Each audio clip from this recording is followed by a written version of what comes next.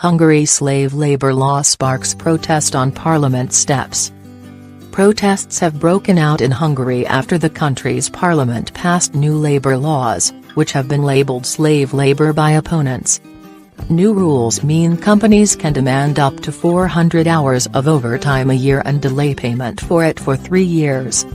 Police used tear gas against crowds on the steps of the parliament building on Wednesday night as crowds gathered. Opposition politicians had created chaos inside, blocking stairways and blowing whistles to disrupt the votes. They were also angry over a second vote to create a new system of administrative courts controlled by the Minister of Justice, which critics fear will not be independent. The parliamentary speaker, unable to reach his podium, was forced to open the session from the floor instead. Despite the disruption, Prime Minister Viktor Orban's overwhelming majority in parliament pushed the change through.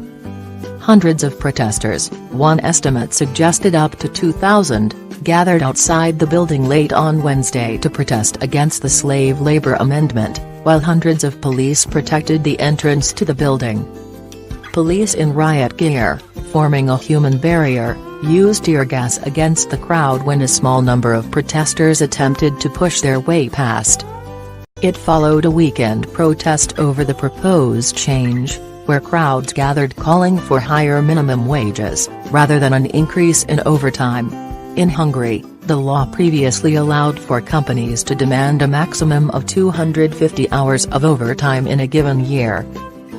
But for someone who works 8-hour days, the new amount of 400 hours is the equivalent of an hour of extra labor every day, an extra day's work every week, or 50 extra days each year. Mr. Orban's government, however, argues that the labor reform will benefit workers as well as companies who need to fill a labor shortage. "We have to remove bureaucratic rules so that those who want to work and earn more can do so," he said on Tuesday before the bill passed. Neither the country's trade unions nor the political opposition agree. The judicial reform is also seen as controversial by many of the Prime Minister's opponents. Since coming to power, Mr. Orban has remained popular by adopting a strong anti-migrant stance and championing national sovereignty. A report from the European Union into its member state accuses his government of attacks on the media, minorities and the rule of law. The European Parliament took the unprecedented step of voting to pursue disciplinary action against Hungary, citing, among other things, concerns over pressure being placed on the courts, widespread corruption and the independence of the electoral system. Critics of the new administrative court fear that it may continue that trend. The new courts will be supervised by Mr. Orban's justice minister, who will appoint its judges. Its remit, to deal with public administration issues, will likely cover areas including elections and corruption.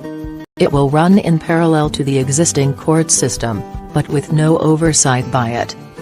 Mr. Orban, however, has been defiant in the face of increasing isolation in Brussels, labeling the EU's actions against him as blackmail and an insult to his country.